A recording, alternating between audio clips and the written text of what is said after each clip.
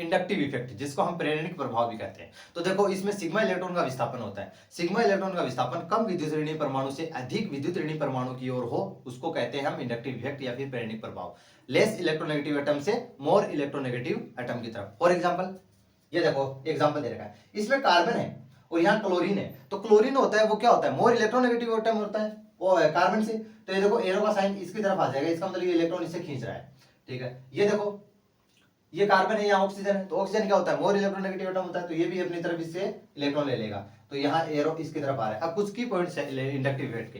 तो देखो पहली बात तो ये क्या है, परमानेंट इफेक्ट है, टेम्परेरी इफेक्ट नहीं है। दूसरी बात, इसको एरो से दिखाएंगे। देखो एरो, ये एरो कोने में नहीं लगा हुआ है, बीच में लगा हुआ है। ठीक है, तीसरी बात, ये डिस्टेंस पर निर्भर करता है। इंडक्टिव इफेक्ट डिस्टेंस पर निर्भर करता है। कार्बन चेन में 3 कार्बन के बाद ये नेग्लेजिबल हो जाता है, नगण्य हो जाता है। ठीक है, तो ये था हमारा इंडक्टिव इफेक्ट।